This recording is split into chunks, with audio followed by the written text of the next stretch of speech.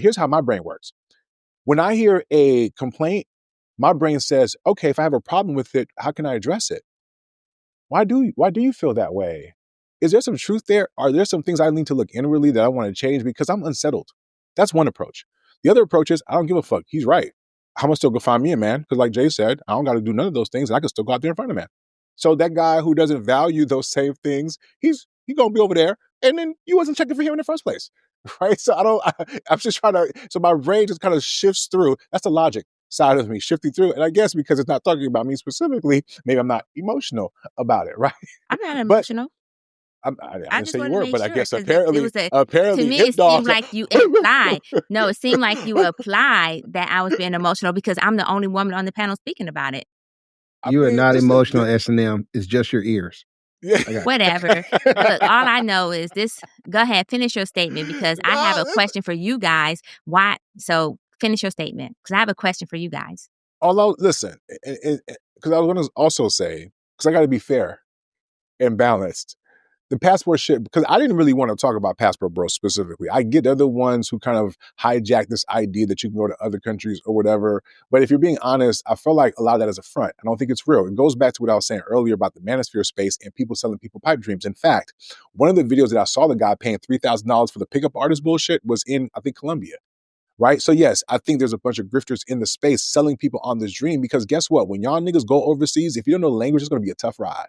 Right? You got to be committed enough to try to learn the language, try to learn enough about the culture. I get that it looks cute on an Instagram video for a weekend or whatnot, but if you're talking about making a serious commitment to find a wife, there's more you got to do to kind of build a life or at least understand the life down there. So when I hear people talk, I know a lot of this bullshit. That's why I don't really give a fuck about the passport bros. A lot of them niggas, yes, some guys are traveling, some guys get great content, but the truth of it is most of them niggas ain't out there looking for the wives. Most of them niggas ain't really traveling like that, right? And most of them niggas ain't got game for real, for real. I'm being honest. At least the ones that I have been in the company of seeing in certain spots. It's like, wow, dude, calm that shit down, my guy.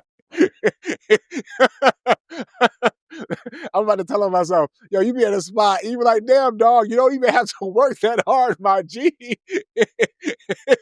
What are you doing? You're making us look bad. Yeah, if you need 3,000 for somebody to tell you how to pick up somebody in Colombia, you're doing it wrong. Come on, dog, right? So you're corny over here, you're corny over there. No, because I feel like it's one of those things that became a boogeyman, right? The whole thing, even with the passport bros, what they're really saying, the ones who ain't really out there, because I'll be honest, I haven't seen too many of them come back with wives. That's why I'm saying that. If I'm wrong, all y'all passport bros out there who found y'all wives and shit, please let me know. What's ironic is I have a close friend who did find him a significant other who does mean something to him, and I can see that relationship developing. So I'm not saying it can't happen. But what I'm saying is, by and large, by the numbers, it's not happening like that. So we talk about them like they're real for real, and they're not. And the ones who are actually getting married, they're not on the social media like that for real, for real. You know what I'm saying? They're just living their fucking lives. So I just got to say, push back on that. But the true conversation that we run from is whether or not women are showing up the way that they think they are or the way that men want them to. And there's a conversation to be had there. And actually, the last thing I'm going to say too on this, and I'll shut up. So listen, I'm part traditional and I'm part modern, right? So in my household, we kind of run a mixture of both. And I found a partner who that works with. I think this idea that women or men are going to be all these one things, that's a lie too. Because some guys don't want all that. You get bored with the shit. Maybe she ain't the best cook. She's doing the best she can. You can't really complain, right? But it's like, y'all expect her to be the best cook, the best maids, the best fuck. Nah, dog. You know, to understand you, to be able to communicate, for her to be emotionally intelligent. Sometimes you got to pick the basket of the things you prioritize and run the fuck with it, okay? So all this talk about you gonna get this, because each option comes with a flip side. So just like Black women or American women have a flip side, and guess what? So does Mariella, okay? You just at least know what that flip side is and make sure it lines up with your priorities. That's all I'm saying. Mariella's idol.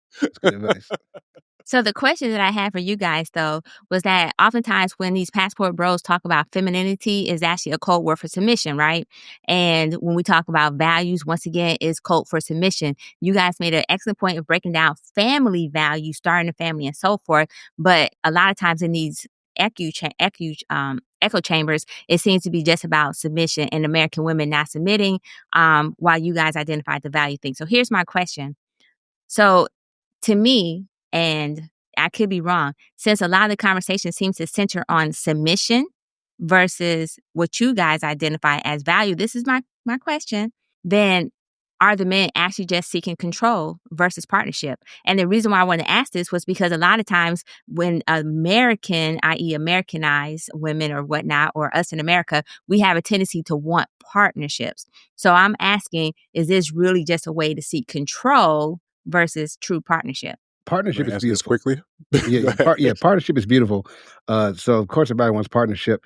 As far as control and submission, you can't have a stable, healthy family dynamic if you don't have a clear hierarchy, some sort of chain of command, some sort of order in a relationship. One of these, if two people are together, one of them has to have 51% at least. And the other one's got to have 49. If they both got 50-50, then whenever they disagree, they're at a deadlock. And there's sometimes you can't afford that. A move has to be made.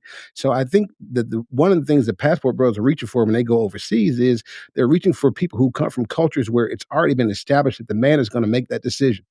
And that level of submission or whatever is already built in and layered in. And maybe that's the value that they're looking for when they go overseas. That answers your question.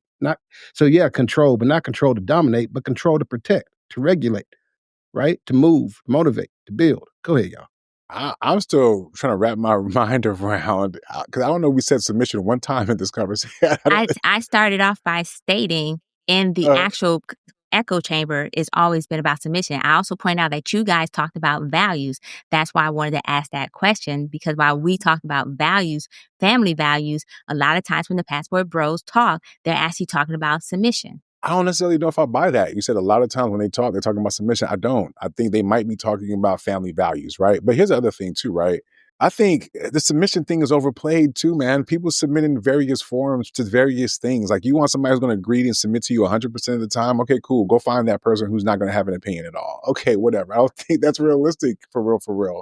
Like, I think that if we're really talking about cooperation, I think that's a better word that men are trying to say, but maybe some men are trying to communicate, and it sounds like what you're hearing is submission. Yeah, at least I think that's what I hear, because honestly, I don't even want to get too far down this rabbit hole because we're already late on the show. You know what I'm saying? So I don't know if anybody else wants to answer that question. I'll just shut up. In regards to whether or not men are secretly seeking control, which is what these passport bros are looking for when they are looking for partners. Is that the question essentially? Basically, I think it's tied into sometimes it can be tied into their identification or identity of masculinity. I mean, I'll say this much though, right? I think the problem is sometimes women want men to show up a certain type of way, and I think men aren't allowed to have expectations for women to show up a certain type of way. And that's where the crux of the conversation is. Even if there are women who are willing to be submissive, it's almost like, you got to meet up to do this to really get this, or well, I got to do that. Shouldn't you naturally be this way? It just becomes like this windmilling cycle where people aren't being real. But the truth is, they're all full of shit. But that's all I got on that, though. I think a lot of these people should be talking full of shit. Anything else, Devin, on this? Yeah, no, I think part of that disconnect is the value add, the value proposition. I'm getting more value. Assume I'm looking for a wife. Assume that's where we're starting. Over there, I'm getting more value for what I'm. If I'm going to spend it over here, either way, I'm getting more value over there. And versus shaming the guys and finger wagging at them, I've yet to see women say, you know what? Let's look. Maybe they have a point. The thought that the passport bros have a point never enters the women's heads. They're by definition they're bad, or they're pers, or they're disingenuous. So I think that's problematic. Women starting from that proposition that it's not a good faith conversation being had. That's because they don't really care about those guys. And That's I'm not mad at them, because they're not attracted to the guys typically that would probably I be was just seen gonna as a say that. passport bro. Right. And so aside from the fact there's already a question about whether or not women care about the men they're actually with, we certainly know when it comes to the men that they're not attracted to or don't have any care for, they can give two fucks, which is why this conversation is fascinating to me whenever they get upset about it, because you wouldn't fuck him anyway. Their attitude, like S&M, should be, hey, good riddance. That actually is the attitude. The attitude is good riddance. Don't let the door hit you where the good Lord split you. But you're talking as a married ass woman. I'm saying this is the attitude. I'm also, just like you have 3 men on the panel representing the various men perspectives, I'm trying to represent a variety of women perspectives. So. Okay, well, listen, as long as you accept the accountability of representing all women, that's cool. I didn't want to put that on you. It's okay if you don't want to represent every woman.